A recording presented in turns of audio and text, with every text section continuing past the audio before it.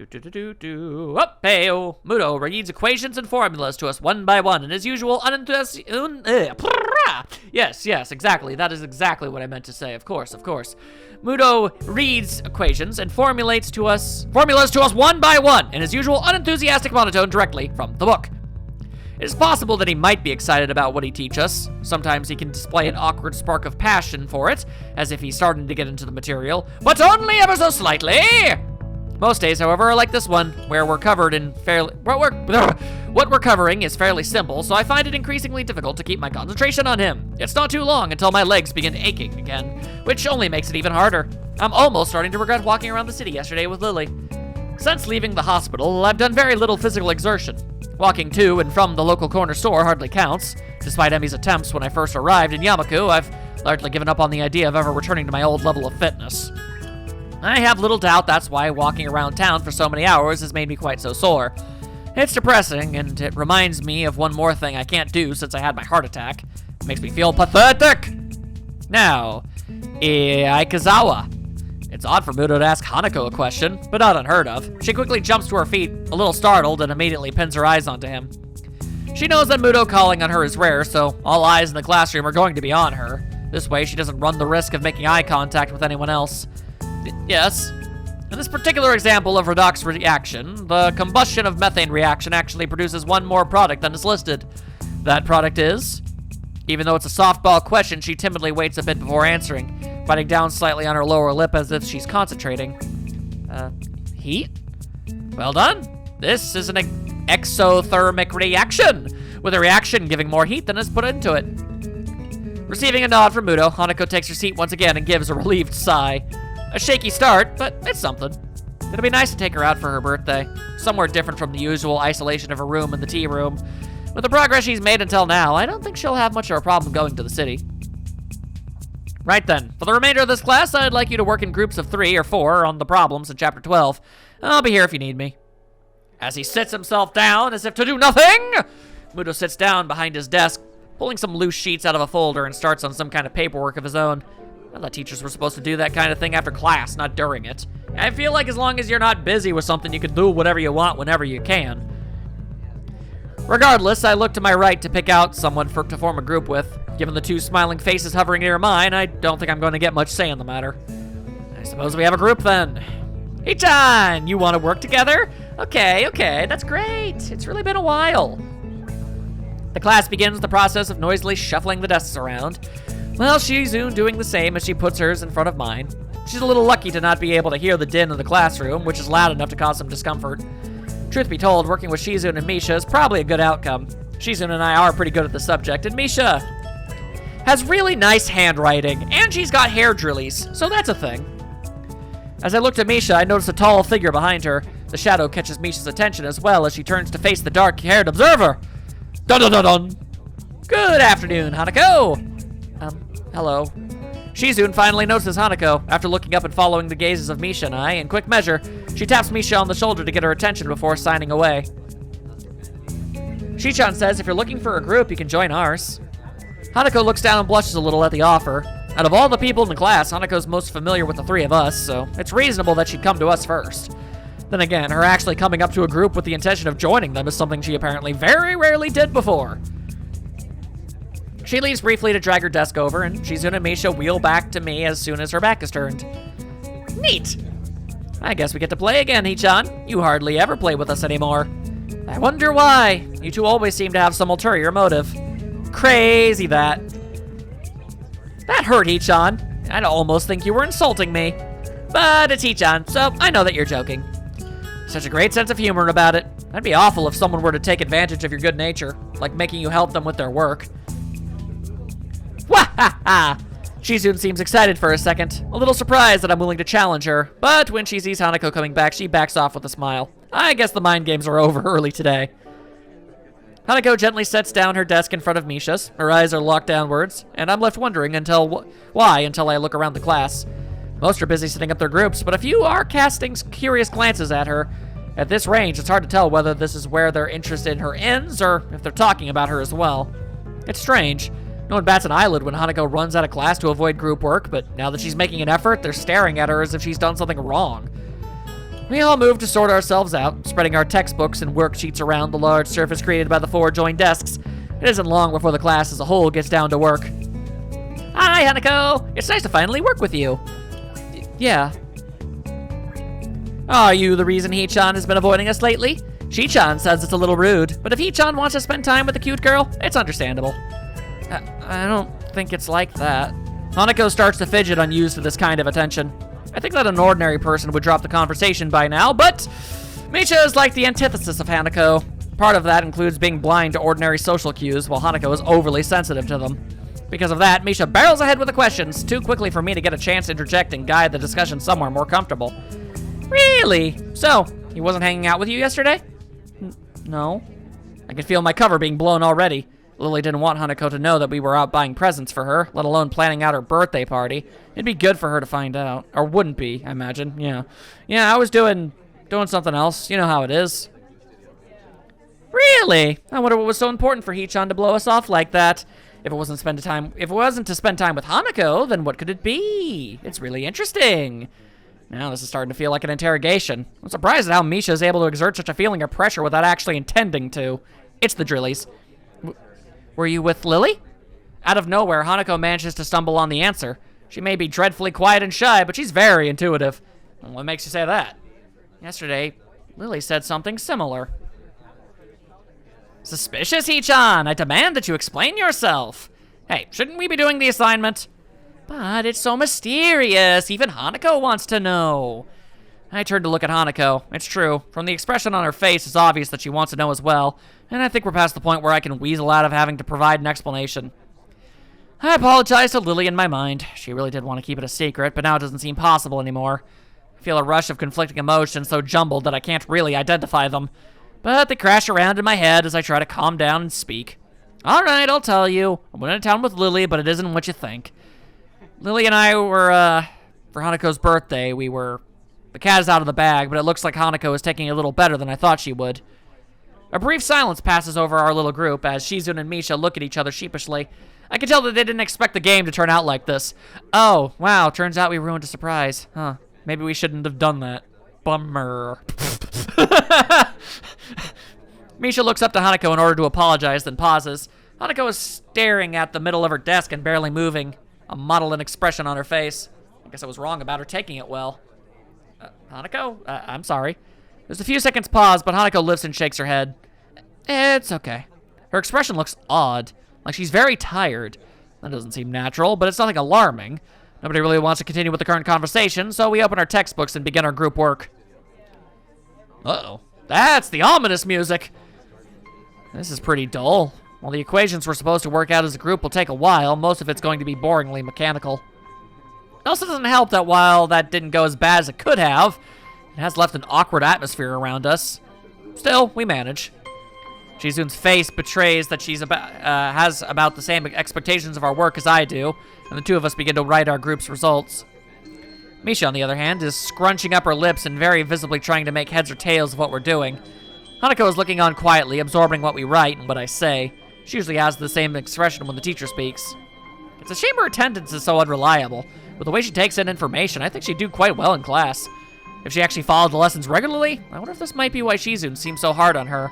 Because she's got the potential to be a hyper-genius gal! Hey Hanako, do you understand this? Misha looks to Hanako, but I suspect her hope is more to find a comrade in ignorance rather than genuine help. Not really, I guess. I'm surprised by how tense she is in answering, but she settles back down.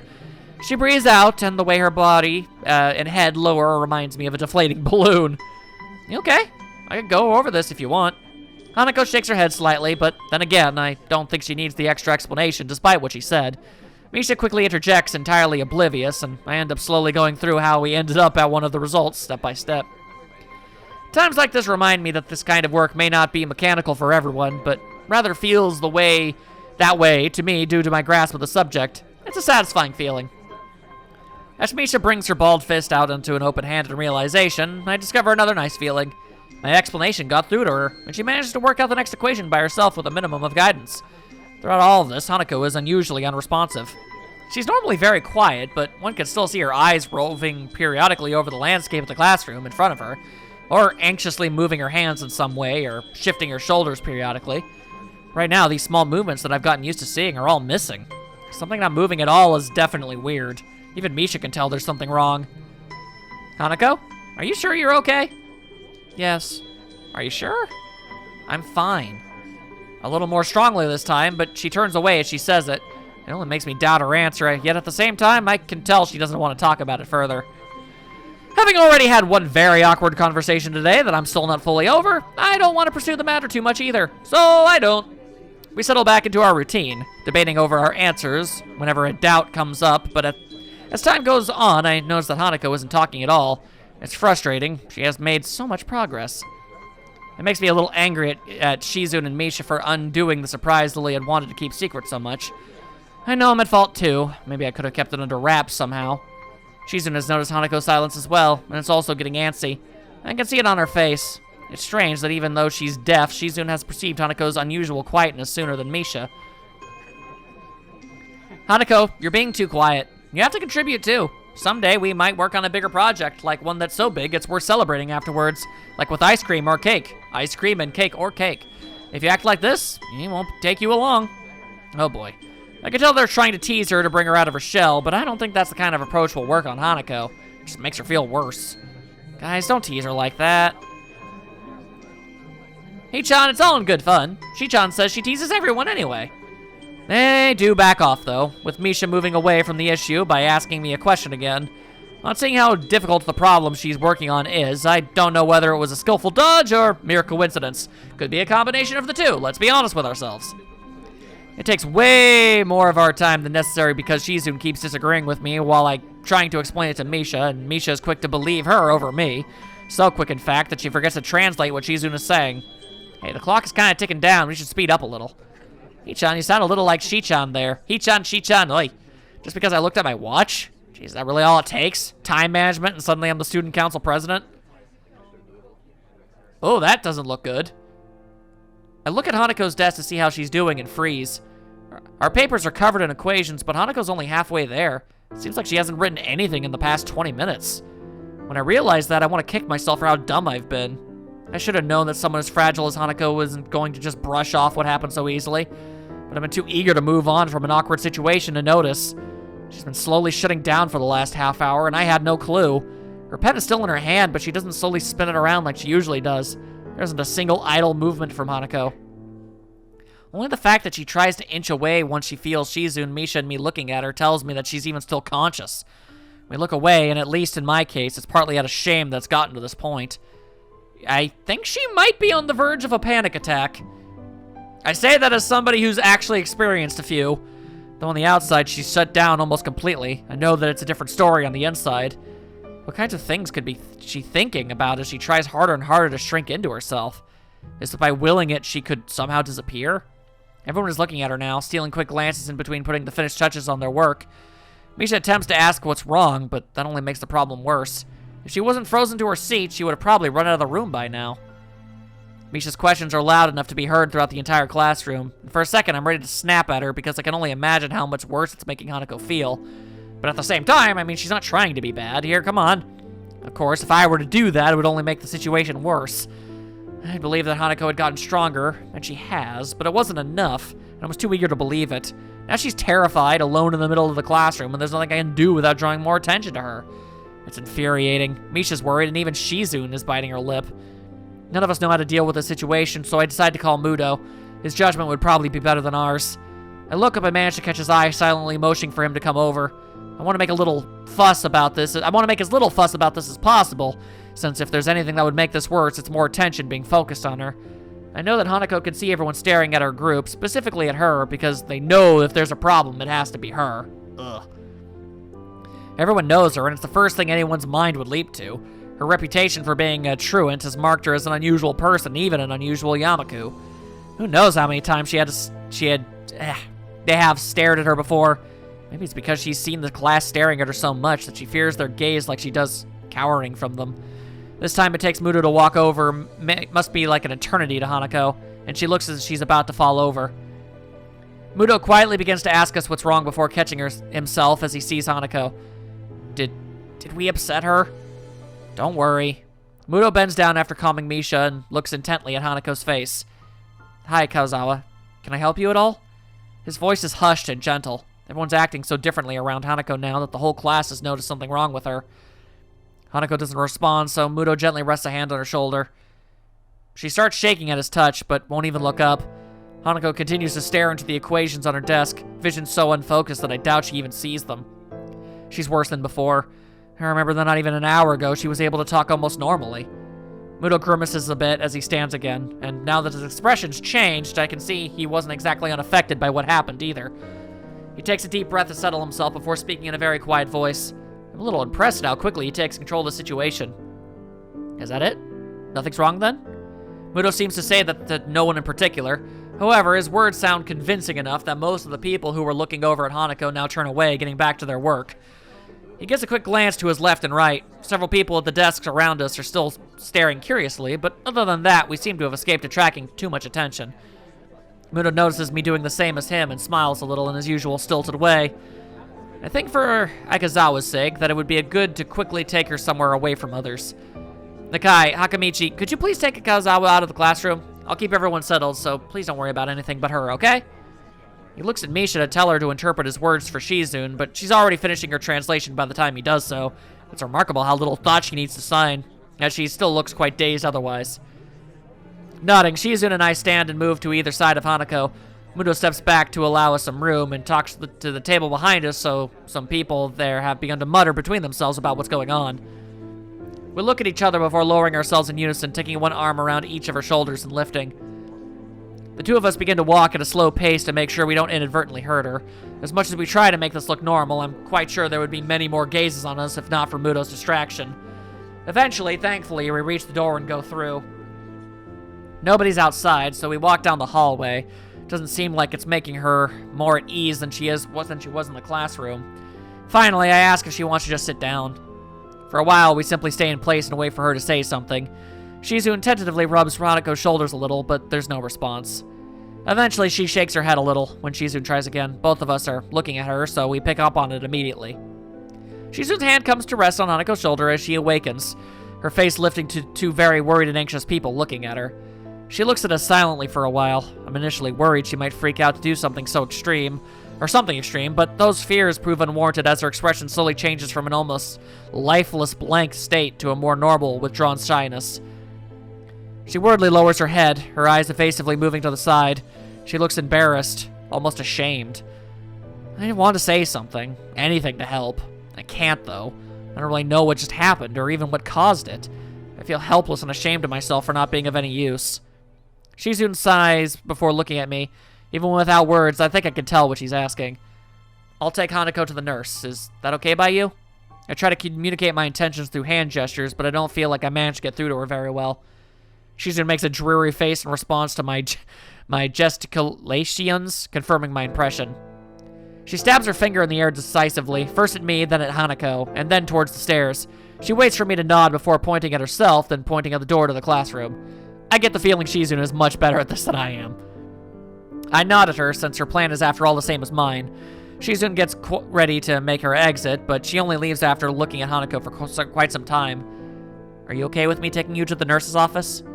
Hanako doesn't say anything or nod, but she stands up in place by herself, and when I begin to walk, she obediently follows. I've read about people being catatonic before, but I think this is the time I'm seeing it for myself. She looks extremely tired. After everything that's happened, it's not a surprise. After Hanako silently takes off her shoes and lies on the bed in the infirmary, the nurse and I take our leave. He shuts the curtain behind us. We both take a seat, and I quietly and thoroughly go through everything that happened in quite some detail. Man, I was not prepared for this. Damn. I don't really know if it was a panic attack per se, but it sure felt like it could be related to that. And having experienced that more than once in my life, I would not wish it upon anybody. I want to understand what happened, and the nurse has a good chance as anyone of knowing. He nods thoroughly at my explanation, his face looking troubled as I finish. Must have been very troubling for you to have seen all this. I'd be lying if I said I wasn't. I get that she'd fainted, but I don't really understand anything about why it happened or why she's acting like this. He nods, but his face is clouded. You don't know either? Well, yes and no. It's complicated. I assume you've heard about the concept of patient confidentiality at some point. This is a bit of a minefield in that respect. I'm gonna try to put this pretty bluntly. This is a matter for Ikazawa, me, and her therapist. I moved to protest, but think better of it. I want to deny what he says, but if I think this through rationally, what he says makes perfect sense. It really does. If anybody wants to give that information, or can give that information, it's her. And if she doesn't want to do that, that's totally her right too. I understand. Good, good. I wish I could help you more, but I think Ikazawa needs right now isn't somebody prying into her past or her emotions. She just needs somebody to be there for her. She needs a friend. For what it's worth, I think you've done well in bringing her here. Sounds like you and your friends dealt with the situation well, too. I'd give you a lollipop or a sticker as a reward, but you might be a little too old for either. But I want those. He gives a cocky grin, obviously trying his best to lighten the atmosphere. I'm not really in a laughing mood, but he does manage to get a smile out of me. Thanks, do you mind if I stay here with Hanako? I appreciate the thought, but I think it would be better to let her rest for now. She'll be led back to her dormitory room this evening, so you could visit her then. I agree with her before standing. It feels like all I can ever do around the nurse is humbly agree to what he says. But it was the same with the doctors in the hospital, too. The walk back to the classroom was a long one, my mind feeling heavy under the weight of so many things happening so suddenly. To say I'm emotionally a bit, assaulted, man, that's a bit of an understatement, I feel. Jeez. My stomach feels like it's turning into knots while I think about how to deal with her. I still don't know what I'm going to say when I see her. Thankfully, the class doesn't pay me much heed. There are a couple of questioning glances, but overall not many people seem to be very aware of what happened. Muto raises his eyebrow to gain my attention when I pass by his desk. Nakai, I take it Ikazawa's in the infirmary now? Yeah, I took her there, and the nurse said I should let her rest. Muto nods, assuring me that I made the right call. He scratches his chin for a second before rising from his desk. Everyone, I want you to continue with the exercise. Nakai, I'll see you in the hallway, please. His speech is hushed, but overall, he doesn't seem to be acting too differently from how he usually does. Being a teacher, maybe it's to be expected. As we go into the hallway, I notice him taking a quick glance left and right to check if there are any students milling about. The hallway is nearly soundless, but I can't think of anything except waiting for Muto to speak. Nakai, what do you think the purpose of this school is? To cater to the needs of disabled students? Muto scratches his head as he shakes it. No, if we wanted to do that, then we would have built a new school from scratch. One floor, talking whiteboards, that kind of thing. Look around, Nakai. The school is about giving you all a future that you would have been denied in regular education. Huh? Think of it this way. If we wanted you to graduate and go straight into a hospital, do you think we'd put this much effort? The bluntness of Muto's statement temporarily stuns me, causing me to forget about the immediate situation. No. That's right. We want you all to leave here as useful members of society. I'm not quite sure I'm following you. I'm pretty sure the intent here is to make all of the students feel like they aren't odd, or different, or accommodated to. It's to make them feel like they're people. I have high hopes for you, Nakai. You're possibly the first student I've had that gets my lectures. This isn't something that a teacher should be admitting so freely. You could easily take your studies of science well into university. Have you ever considered that? I can't say I have. Well, have you considered for your future, that is? I can't say that I put much thought into my future. For a moment, I'm distinctly reminded of Lily questioning me about the same subject. It's only been a little over 5 months since I was gasping for air on the ground. It's too soon to be thinking about the future. And besides, Hanako's problems seem much bigger to me right now. Muto gives a disapproving sigh before continuing. Think of this place as an opportunity. Here you have boundless facilities, good teachers, plus the added bonus of the nurse and his staff. You should be doing nothing but thinking of the future. Right. As I raise my head to meet his gaze, a thought occurs to me. It's almost like Muto totally sidestepped the issue at hand. Excuse me, but why do none of the staff seem to care when Hanako skips class? I've seen you watch her walk out of class more than once. Shouldn't you at least say something? Well, Nakai, it's not really that simple. Every student here has special needs. If it weren't for that, we wouldn't have a school here. For example, I wouldn't keep you in class if you were having trouble breathing, would I? But that's not... Muto cuts me off before I even think about finishing my sentence. Ikazawa's case is very much like that, but instead of CPR or a pacemaker, what she needs is time and space. The faculty was made aware of this from the day she arrived here. Thus, whenever she feels the need to leave class, we let her do so. And even though she isn't a star pupil, she seems to pass all of her exams, so it hasn't affected her ability to study. Isn't that enough? I opened my mouth to protest, but I can't find a fault in his argument. While her condition does at first seem to be wholly psychological, its worst effects have been on her psyche. It still puts me off, though. Isn't he just passing on the responsibility for her problem? Surely she can't go on like this for her entire life. I understand that you might not be used to this kind of thing yet. It's been a big change for you. That said, it's less than a year until graduation now. Maybe you won't have to get used to this school if you keep your head down. I'm sure you'll do well enough in your exams. I numbly nod, more to simply acknowledge that I'm listening than out of agreement. I felt like I was getting used to this school, but it feels like I've just been thrown back in my face. But what about Hanako? I hope that she'll perform enough to do what she wants to do. What that is, I don't know. Not all students leave school with an idea of what they want to do, unfortunately. He takes care to emphasize the last word, as if it wasn't clear enough already, and gives me a moment to mull his words over.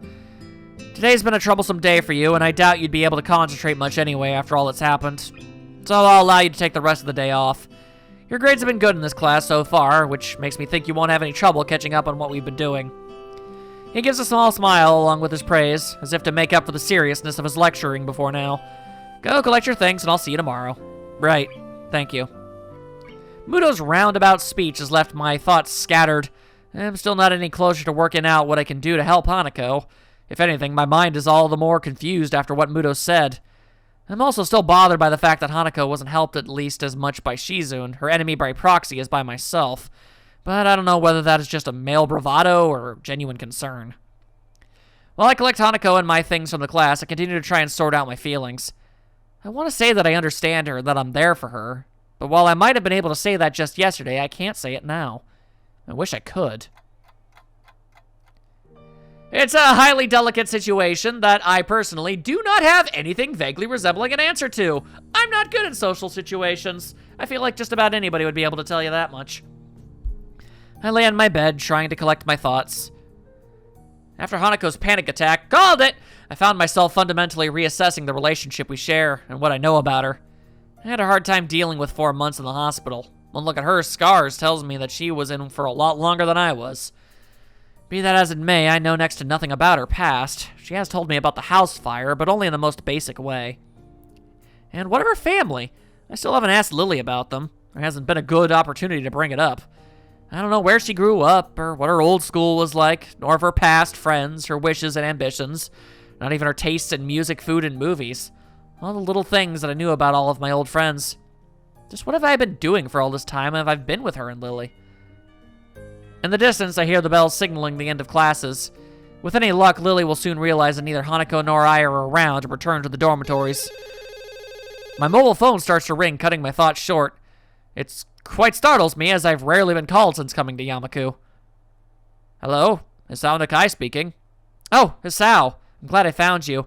You weren't at any of our usual places, so I thought this would be the fastest way to contact you. I didn't know I gave you my number. I probably should have guessed it would be Lily, as she's one of the few people I've given my number to. The game didn't bother to say that much, even though the phone... Wait, how did... Oh, wait, no, there's little bumpity bumps on most cell phone keys. I was wondering how she typed into it. Even though through the phone, her voice sounds slightly on edge. Hanako and I left class early. She had some kind of panic attack. The line goes silent. If it weren't for the background static, I would have thought Lily had hung up on me. I understand. Could you come to my room? I'd like to talk with you. Sure, I'd appreciate the chance to have a bit of a talk, actually. Good. Good. I also have some bad news. I think we should discuss this in person. Uh-oh. It's hard to grasp the seriousness of the situation from Lily's tone. She sounds so calm most of the time, but that could be a good or bad thing depending on how you look at it. Okay, I'll be right there. Whoo boy, whoo boy. I collect Hanako's school things from my desk and head straight for Lily's room. I wrap my knuckles on the door and she soon calls me in. Oh boy, things are about to get worse before they get better. Lily sits at the table inside a room, looking a little worse for wear. I guess that's because of the bad news. Following her gesture of invitation, I sit across from her and lay Hanako's things on the table. Well, there's no point in either of us waiting. Would you mind going first, Isao? What happened today? My memory of the incident is already beginning to fade, but I explained it as best as I could to Lily. Inviting Hanako to work with the group, Shizune and Misha's questions, our foray to town, getting discovered, and the subsequent panic attack. I had Shizune's reaction almost as an afterthought, but Lily seems to take some kind of comfort in hearing about it. I guess rivals don't become rivals for no reason. There must be some history there, but now isn't the time to explore it. I see. She has said her therapist sessions were helping, but I had my doubts. It's quite a shame. Her birthday has caused problems before, but I'd hoped that she would have improved with you around and the more intensive therapy. Where is Hanako now? Last time I saw her, she was in the infirmary. I guess she's gone back to her room by now. She wasn't in the library or the tea room when I checked, so I can only assume that too. You said you also had some bad news? What's the matter? Does it concern Hanako? Lily shifts her position, the body's way of saying she's searching for the right words.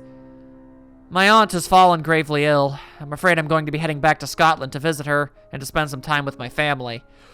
Ooh. What? Is she all right? When do you leave? I'm not altogether sure exactly how she's faring at the moment, though last I heard she was stable. I'll be leaving Saturday. It's the earliest flight I could get. Stable. That's code for needs to stay in the hospital. I've been stable long enough to know that, and to know that it doesn't necessarily mean someone is in good condition, but merely treading water. On the upside, stable is much better than critical condition. At least she's not on the brink of death. Stable. That's a relief. Yes, but this means that I won't be here for Hanako's birthday. I wanted to tell you now so we could think of something before we told Hanako, but after today's events, I'm not sure if there's going to be any issue if we simply cancel the party. I don't think that is such a good idea. Hanako already knows that we were planning a party now. To go back on that seems like the wrong thing to do. Also, we should do something for your going away, right? You make it sound as if I won't be coming back. If all goes well, I should be away for a week, though possibly 2. That's one relief, I guess. Well, with that in mind, what do you suggest then? Given the circumstances, I don't think karaoke is really appropriate. You're not going away for the greatest of reasons, so having too much fun would feel wrong. What did you do for her birthday last year? Last year, I literally couldn't get her out of her room. She'd locked the door. All I could do was leave food outside for her, making sure that she was at least eating well. That is perhaps the most depressed I've ever seen and heard Lily act. I feel sorry for her, given how defeated she must feel to be unable to help her closest friend. Perhaps it'd be better to throw the party before you leave, then. It does sound like it would be the easiest option. I think we should at least tell Hanako, both about your trip and her party. I have her things from class as well. I don't see this going well at all. That's a good point. Should we go and visit her now? I think that would be a good idea. Part of me is dying to see Hanako. The last time I saw her, she looked like death walking. And these last few hours have torn me apart just thinking about that. We quietly get up and file out of Lily's room. Hanako's room is next door in the same hallway. Knocking lightly gets us no response, but the door proves to be unlocked. Lily pauses for a moment as the handle unexpectedly moves under her hand before opening the door. Hanako's room is startlingly bare and monotone. There are no decorations and the plain white walls, a plain dark blue blanket, and only a few books, papers, and purely utilitarian items on the shelves. Even her bed sheets are monochrome. The entire room feels as subdued as Hanako's character. Hanako herself is laying curled up on her bed. She may not be crying now, but her eyes are closed tightly to stop herself, and the tracks left by her tears still sit on her reddened cheeks. I quietly walk in and set her bag down on her desk, afraid of startling her too much. Hello, Hanako. Miss Sao told me about what happened today. Are you all right? Hanako's eyes open, though only a little. I'm okay. She tilts her head slightly to look at me, noticing my grimacing before I can hide it. Sorry for making you worry. Really, I'm fine now. She really doesn't look nor sound okay, though at least she seems more calm than she was before. She still looks as if the slightest breath could emotionally break her. I said it before, right? You don't need to be sorry for this. Sal's right. I shouldn't have hidden something like a birthday celebration from you. I see Hanako shiver at the word. Lily picks up on the silence that follows and crouches down to Hanako's level. I'm the one who should be sorry, Hanako. Hanako's eyes open to peer at Lily. She looks at Lily for some time, taking in her face with those dark, analytical eyes of hers. Lily must have made the right impression on her as Hanako recovers enough to prop herself up on the bed and shift into it sitting on its side. Hanako worries about many things, but troubling others is foremost among them. Hearing Hanako's shuffling, Lily moves forward and feels out the side of the bed, eventually taking a seat beside her and taking Hanako's left hand in both of hers. The feeling of me being out of place when the two are together has lessened in the time that we've known each other, but it's still occasionally very much there. This is one of those times, I think. Lily, if you want me to go, I don't want that. Lily and I are both surprised at Hanako mustering her courage. A half-mumbled okay is all I can give her in reply, and I take her desk chair to sit in. Hanako, I'm afraid I have some bad news. So, Lily's gonna break the news now. With Hanako having affirmed our relationship so clearly, perhaps Lily thought the timing was good, or at least as good as it was ever gonna be. Yeah, probably. My aunt has fallen ill, so I need to return to my family for a time. Concern replaces Hanako's remorseful expression. Your family? You mean in Scotland, right? That's right. Akira and I will be leaving Saturday. So you're going away? I won't be gone for long, probably only a week or two. I'll be back before you know it, and Sal will be here, right? That's right, I'm not going anywhere. Hanako seems to take only minor comfort in this, but she does manage to summon some resolve from somewhere inside her. Is your aunt going to be all right? I'm not sure. Silence falls. It's depressing, the thing to truly bring Hanako out of her rut is another's misfortune. I just had to bring up the other matter that brought us here, to distract at least, in part from the dismal feelings permeating the room, except I wouldn't, because she really seems to have a very deep aversion to birthdays in all senses of the term, so maybe don't? Anyway, we were thinking that it would be a good idea to have a going away party for Lily, and it could double as... yeah. I cut myself off before mentioning her birthday, as that seems to be a trigger for such fierce emotions within her. Lily gives Hanako's hand a gentle squeeze. Is it all right by you, Hanako? It won't be anything lavish or overdone, just something small in my room. So, just in the school? Just us? That's right, just the three of us if you like. I could ask Akira to come as well. Oh, okay. You're only going for a week? 1 week or two, yes. I promise it won't be any longer. Okay. Most people would be upset about hearing about a friend's family member falling ill and having and happy at having a party, but with Hanako, it seems that both events are on the same level. All right, then. You look like you need a rest, Hanako, so it might be best if we all went back to our rooms for now. You know that if you ever want anything, you can always talk to me or Hisao, right? Lily's voice is pensive, an unusual edge for someone as confident in herself as she is. I understand. Thank you, Lily. Hisao. Well then, good night, Hanako. Night. I let out a long, deep breath after the doors closed behind us. It feels a little like I've been deep underwater, and only now I've been able to come up for air. Lily doesn't seem to be doing well either. She looks pale and drawn. You all right? I'm a little tired. It's been hectic recently. Have you slept at all? I wonder how much of these things are going to be relevant in Lily's story. I imagine basically almost everything would have to kind of line up, you know? Have you slept at all? A little tired sounds like an understatement given how you look. I think I managed to get a couple of hours of sleep before class. I'll be okay. I feel bad about pressing Lily right now. I think both of us are pretty tired from everything that's happened as well. I think you should get some rest. It's been a big day, and staying up isn't good for your complexion. Thank you for your concern, Hisao. Good night, then. Okay. Night, Lily. I leave Lily in the hallway as she opens the door to her room and begin to make my way to my own. As I walk down the quiet hallway, I can't get that image of Hanako out of my mind. Huddled and pitiable, lying helpless with tears on her cheeks. I begin to think that she was just a normal, if extremely shy person. But her problems run much deeper. Trying to take a relationship further than what we share now, when she's so fragile and vulnerable, wouldn't be right. I don't need to be more than her friend in order to protect her, to try and stop anything like this ever happening again. The possibility of my feelings for her going beyond that doesn't matter anymore. Hanako is precious to me, and that's why I can't take advantage of her. But even so, there's still that sting I feel when I think that way. For now, I need to sleep. Tomorrow, hopefully, will be a better day. Jury is very much out on that particular instance. My goodness. Oh boy, oh boy. Okay. Hanako is more noticeable in her absence than when she when she is in the room, whatever. I feel her empty desk calling out for me. I find myself peering over my shoulder endlessly, hoping that I'm hallucinating that Hanako will magically appear. She makes sure she's as small a presence as possible when she attends class, and although she had been getting better recently, that fact never changed. Nobody ever pays her any heed in class. Now that she's not here, they don't notice her absence. It's as if she just never existed. Lily did say that her skipping class wasn't an unusual thing before I met her, but it is still very off-putting. The bells heralding the end of school make me jump in my seat. It's only now that I notice Misha is prodding me in the side with her mechanical pencil to get my attention. Ow. Very pointy. Hello, is anybody in there? Hey, stop that. Ah, there we are. Welcome back to Earth, Hee-chan. What are you talking about?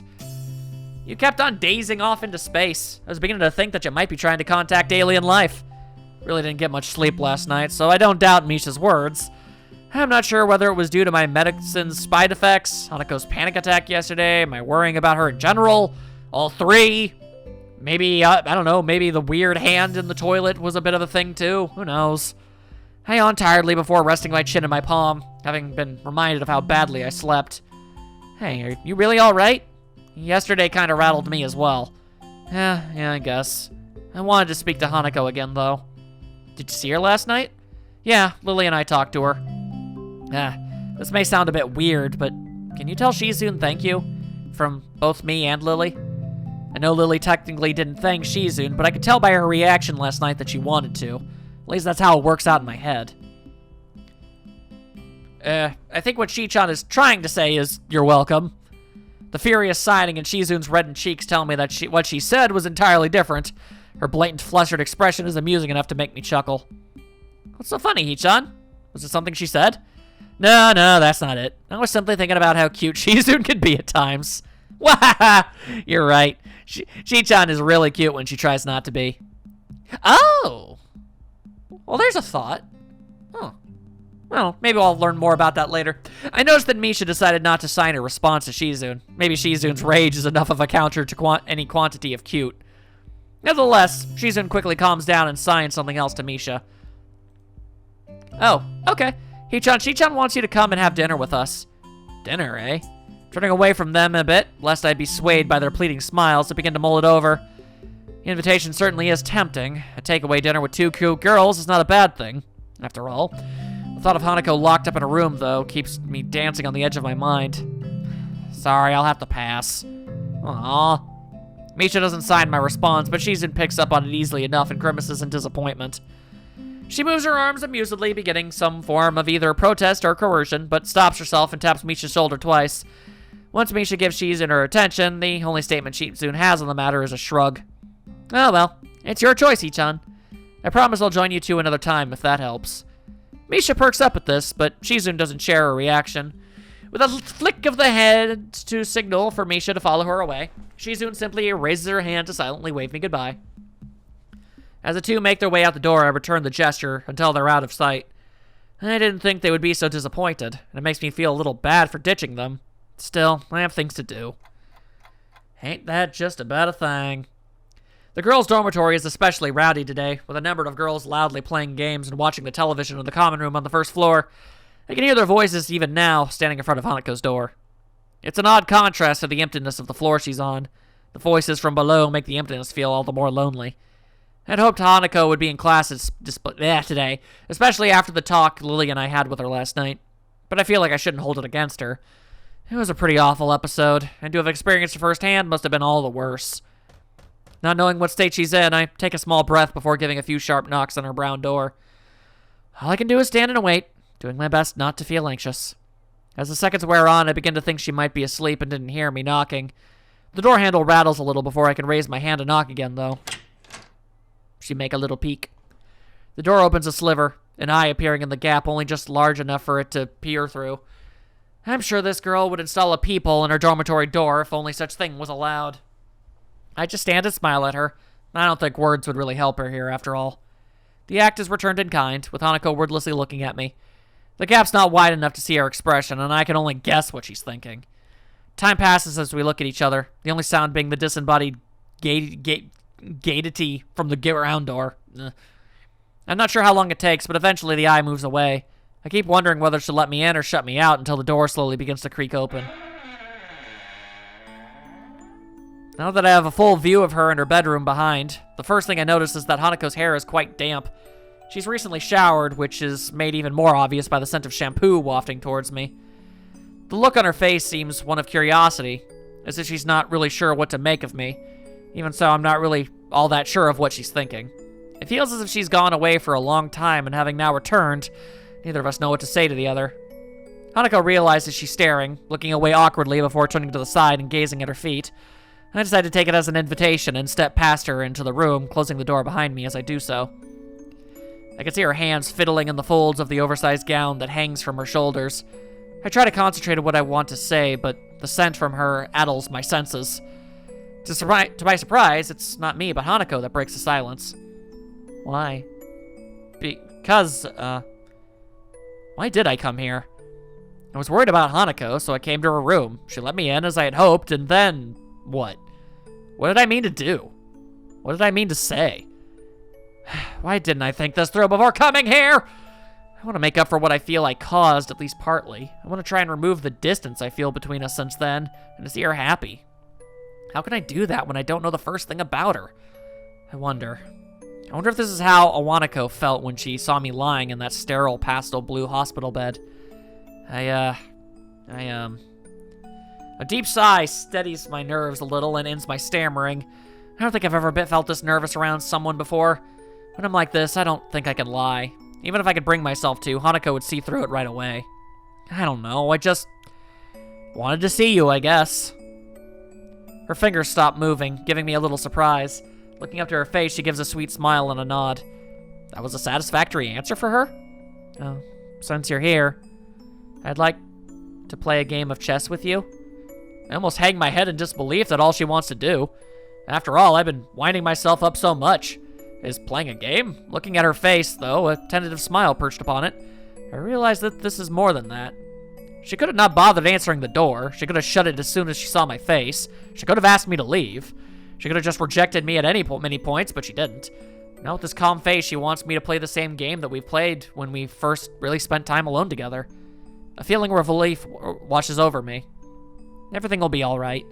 Hanako has let me into her world. As long as we can be together like this, I think everything will be all right. It'd be my pleasure. Aww. Okay, that was actually a lot nicer than I was prepared for. You really like to see it. Alrighty, alrighty. The day of Hanako's birthday party is finally here. Untold horror is kind of seeping through my brainscape at the moment, but, I guess we're just going to have to deal with it. To be honest, I'm looking forward to seeing Hanako and Lily in their pajamas again. Hanako's gown has grown on me as looking rather cute, though I'm a bit conservative. And Lily's shorts and thin silken top are a lovely combination. I suppose that's one way to soothe your incredibly frazzled nerves. But the event is strained a little with the memory of Hanako's reaction to it. And I still don't really understand what happened, only being able to vaguely guess at the possible reasons for it. But I don't think finding the answer will be as straightforward as asking her. Also, maybe don't ask her. Something tells me that that might not be a thing that we want to do either. With that in mind, I knock on the door next to Hanako's. Is that you, Hisao? Yeah, it's me. I can hear the pitter-patter of footsteps coming to the door, followed by the sound of the lock snapping open. I don't think I've ever seen Lily's door locked before, and it makes me a little suspicious. Once the door opens, the sight is, well, a little underwhelming for a birthday party. Well, I imagine low-key is the way that she wants it to be, and that's okay!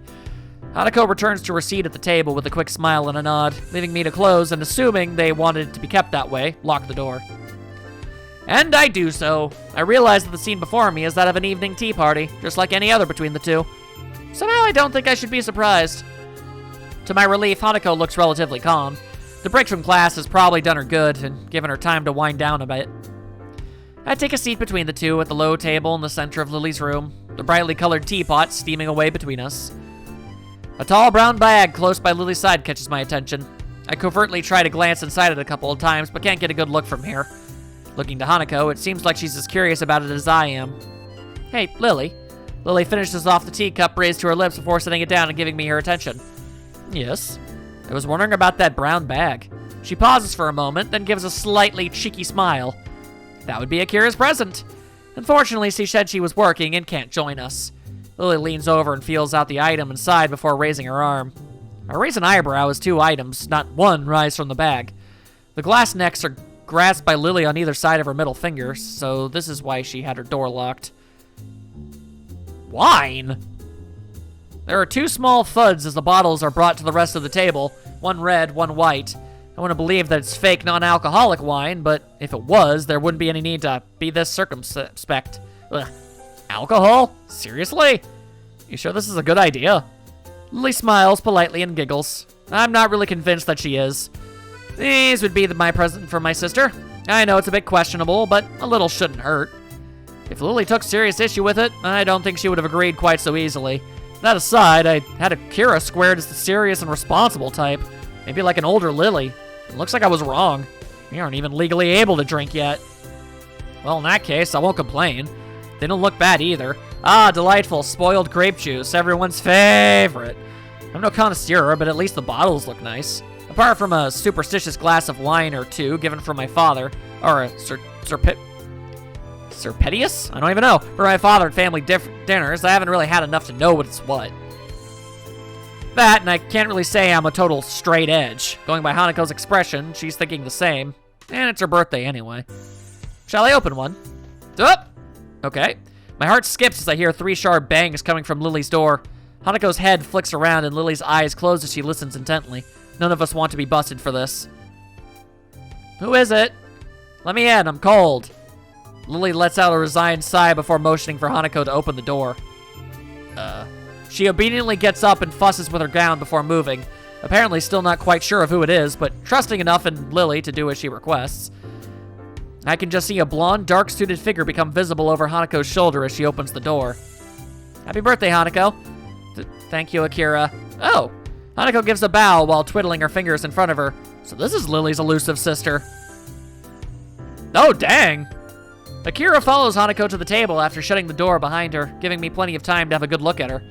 She looks to be about the same height as Hanako and has short blonde hair that's quite roughly cut. That, in addition to her rather modest chest line, masculine suit, and deep voice, gives her quite an androgynous effect. Okay, nothing wrong with that. Without further ado, she plops herself down on the side of the table across from me. It's nice to have your company after all, Akira. Did work let you off? Yep, I had to go back there in a bit, but I managed to get enough of a break to drive down.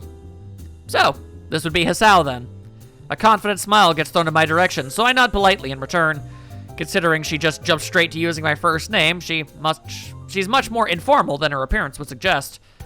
Wait, if she already knows who I am, then that must mean that Lily talked about me with her. I wonder what she said. Sorry for not introducing you, Hisao. This is Akira Satao, my elder sister. I see. Nice to meet you.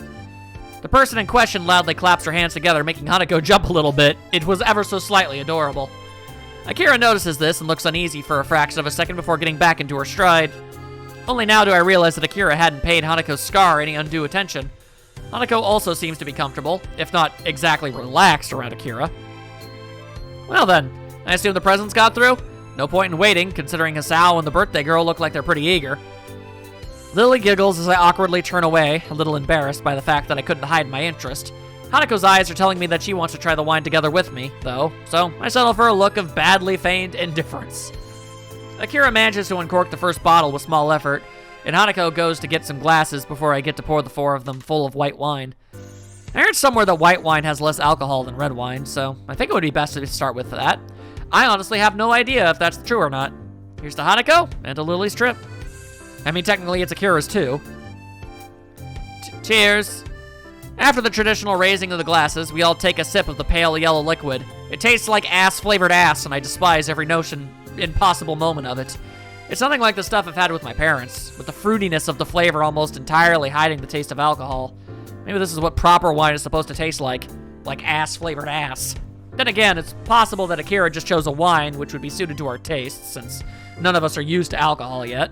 Or at least I hope none of us are. This isn't too bad. I was expecting something harsher. If you hadn't liked it, I have a few other varieties you could have chosen from. You sound like you know your stuff when it comes to wines. Only a bit. More of a beer kind of person. Ah, so ass-flavored ass. Gotcha. I have the drinking side down pat, though. As if to prove her point, I'll drop it from now. Just don't worry, I won't keep going on. She refills her glass before bringing it to her lips and flicking her head back. Hanako and I silently watch as the whole glassful disappears down Akira's throat. I can't decide whether to be impressed or put off, but I certainly don't have any urge to imitate the act. Lily grimaces slightly at her sister's boast. I note that she's sipping from her glass as she does, though. Anyway, now that Akira's gift has been opened and sampled, shall we move on to ours? Gifts? That's right. We got you presents. It's your birthday, after all. That sounds like happy music. This is from me. Lily pulls out the carefully wrapped doll from under the table and passes it to Hanako. Hanako handles the present as if it were glassware, carefully turning it over to remove the tape that binds the wrapping. Eventually, the paper falls from the doll, revealing the emerald green of the doll's dress. It's beautiful. I'm not sure what reaction I was expecting from Hanako. The near total lack of dolls in the room made me think that she didn't care about them, but the look in her eyes now is something different. She turns the doll around with the same delicacy she afforded the wrapping, as if she was expecting it to fall apart in her hands. I'm glad that you like it. Hisao picked it out, to be honest. Hanako suddenly remembers that she's not alone in the room and shifts her focus from the doll. Yeah, I like it. Thank you, Lily and Hisao. Oh, actually, I got you something else. I reach into my bag and remove the wrapped chess set. Here, happy birthday. Hanako carefully sits Lily's doll next to her and opens my present with the same care that she showed Lily's. Before long, the checkered squares of the chessboard are visible, and Hanako gently runs her fingers across the carved surfaces. Oh. Almost by accident, she triggers the catch to the lid. Startling herself in the process, she opens it and retrieves one of the gray pieces. She seems as absorbed in the chess pieces as she was in the doll before. They're coral. Natural coral, undyed. Or so I'm told. Thank you, Hisao. No problem. It's your birthday, after all. That's right. My birthday. Once again, Hanako's reaction seems a little off, but she carefully closes the board lid. I notice Akira's smile beginning to look very strained. I wonder if she knows anything about what happened in class, given that she seems to be treading on eggshells around Hanako. I'll have to play you again sometime. I'll make sure I'll play you first. Aww! Cute! She takes the doll she received from Lily and holds it to her chest together with the small chessboard, putting the piece on top. The act seems to settle her down somewhat, and we just sit in silence for a while. That doll really does look like Lily. I think it's one of the few times I've seen her genuinely happy, cradling the friendship of two people to her chest as tightly as she can. Thank you, Lily. Thank you, Hisao. In the process of thanking us, Hanako drops the chess piece and fumbles a bit in her rush to retrieve it. Once she finds it, Hanako puts the chess set down and nervously gulps at her wine, as if the real world suddenly rushed back to her consciousness and her fastest escape from it was in a glass. Hey, easy there. You shouldn't drink it that fast. It's a party, Hisao. Despite saying this, there is a slight concerned edge to her voice. Eventually acquiescing, Lily proceeds to follow Hanako's lead, though not as eagerly, perhaps. She looks to be taking small sips from her glass and letting the wine settle on her tongue before swallowing. I said that's probably the best approach and do the same myself. I said I'd drop it, so I will. Since this is kind of a going away party for you as well, I hope you enjoy your trip at least a little, Lily. Hopefully your aunt will be okay. I hope your aunt is okay too, Lily. Lily and I are slightly taken aback by Hanako's fervor to wish Lily well, despite her own familiar situation. I'm a little impressed. My. Thank you both. I'll be sure to convey your thoughts to my family when I meet them. It'll all be fine in the end, Lily. Don't worry about it. Since the room's mood has been noticeably more sullen, I decided to try and move things along. Well then, shall we start on the cake? My tentative suggestion had the intended effect, everyone lightening up considerably. Yes, please. Cake? I didn't know there was any cake. I picked one up before I came, along with some snacks. Well done, Hisao. At least one of us remembered to bring one. Everyone seems to welcome the distraction. Dang, it was smart of you to go get one of those. So I retrieved the cake from my bag and start cutting it up. Mixing wine and chocolate cake isn't something that I thought would work well, but none of us seem to mind. Conversation is temporarily suspended as we start to eat. I was initially wary of this idea. After Hanako's panic attack, I expected the worst from tonight, but I think Lily's idea of giving her good memories of her birthday is working. That, and also having it shared with her going away party. Yeah, I feel like that might have been the right call. Maybe her accident happened on her birthday for all we know. Who knows? Regardless of that effect, yeah, I mean, having small, pleasant memories, mixed around with whatever the trauma thing was, I imagine it might help. From Hanako's reaction to her gifts, I could tell she was really appreciative. Hanako tries to pour herself another glass of wine, but ends up spilling some on the table. She had a couple by now, so considering that she's never had alcohol before, it's no wonder if she's feeling a bit lightheaded. Sorry, Lily, I didn't mean to make a mess. Don't worry, I've got it. Aww, hugs. Lily reaches sideways and gently takes the fussing Hanako in her arms, giving me pause. It's okay, Hanako. I'm just happy you're here. Hanako only gives a faint nod in response. It's fitting, I suppose, that Lily would be the one to support her like this. I have no idea what Hanako would be like if she hadn't. Seeing the two like this makes me appreciate the fact that I'm privy to such an intimate moment. Even Akira can't help but smile at the sight. I never would have thought I'd manage to find new friends so quickly, and I'm all the more thankful to that of all people. These two are the two I befriended. Aw, cute. Cute, cute, cute. They slowly break off from one another, Hanako regaining herself somewhat while I quickly get myself back on task. I find a towel among Lily's tea set and start mopping up the spillage. By the time I finish, Hanako and Lily have managed to uncork the other bottle and have topped off their glasses. Looks like you're enjoying the wine then. Just don't go too crazy with it after this, mind. We all dutifully nod and agree, but a reminder feels a bit silly that she's the one supplying underage people with alcohol. Okay, well, I can tell from Hanako's face that things are about to take a turn. The second glass of wine goes down a lot quicker than the first, and before any of us notice, the second bottle is empty. While Akira is helping us finish them off, Hanako looks to be almost equaling her in the amount she's had.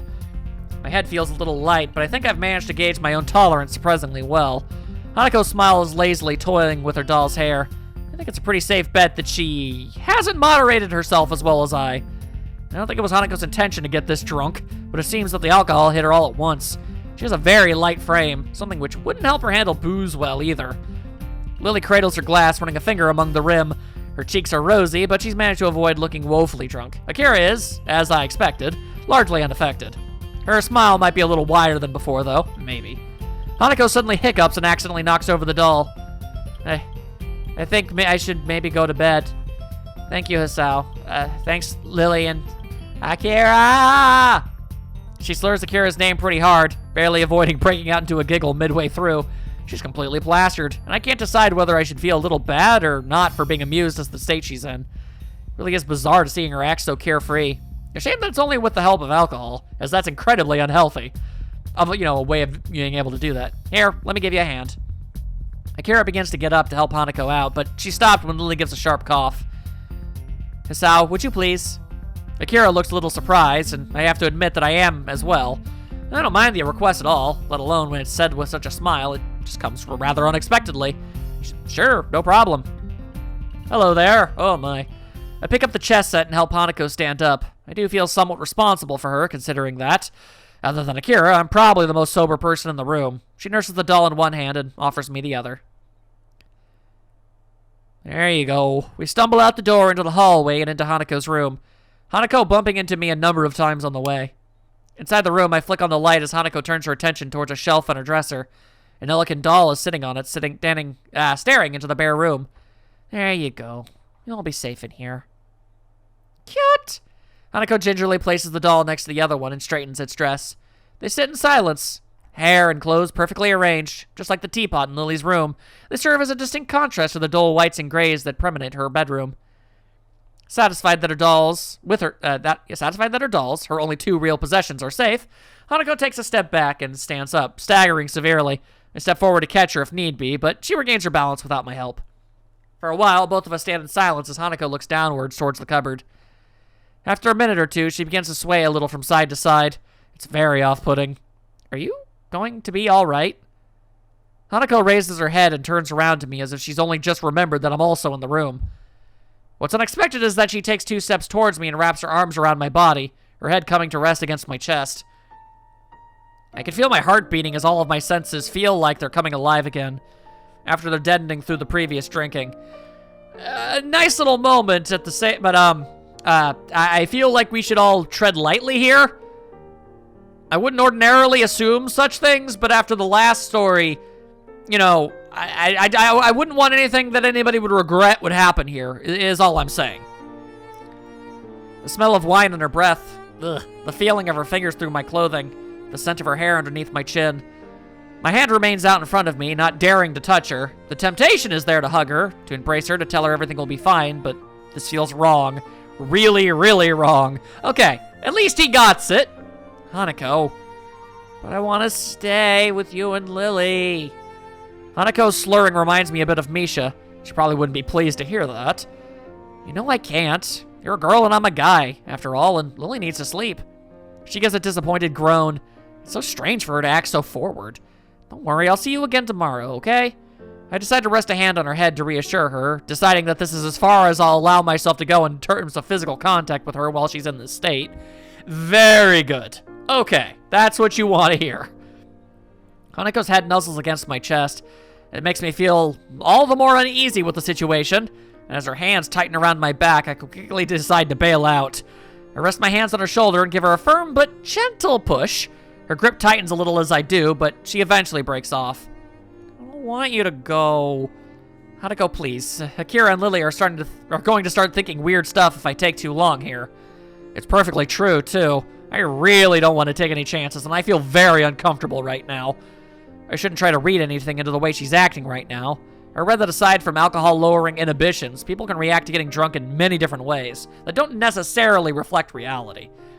And no matter how that may be, still, no bueno.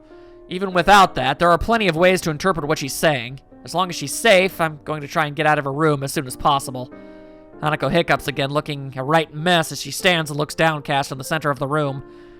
Her personality changed as she drank more and more, and now all alone in her room with me, her previous brightness seems to have left her. Was she just acting upbeat to make sure we didn't worry? Even if she was, what could I possibly do for her, since I do exactly the same thing in regards to my own condition?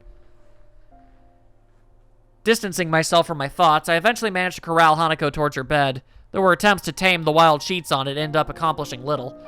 Sorry about tonight, Hanako. I know you probably won't remember any of this, but happy birthday. I'm sorry I couldn't do more for you. She looks up at me for a moment. I have no idea if what I said actually got through to her, but any chance to ask is lost as her eyes peacefully close. I sigh in relief before quietly backing away from her and leaving the room, flicking the light switch off as I go. I hesitate a little before opening the door to Lily's room again, quickly rehearsing what I should say if I had a question about Hanako. After a few seconds, I still can't come up with anything. I open the door and make sure to close it behind me, lest any passing students catch a glimpse of the wine, before turning my attention to the two girls at the low table. Akira is casually smiling, as is Lily. I welcome the change from the mood in Hanako's room. Is that you, Hisao? Nope, someone else who can just get through the door, I guess. Yeah, I got Hanako to her bed. She's sleeping now. That's good. I have to admit, I hadn't thought that she'd drink quite so much. It's fine. She's all safe and tucked up in bed now. But the way she is... She awkwardly trails off, though. Lily and I would hardly protest. For someone so anxious and fearful, drinking would give an easy out for those constant feelings. I wish I could do more for her. I feel useless. Looking at Lily, I think back to what I asked myself in town. My relationship with her is that of a friend, and has only ever felt that way, but now I think I know why.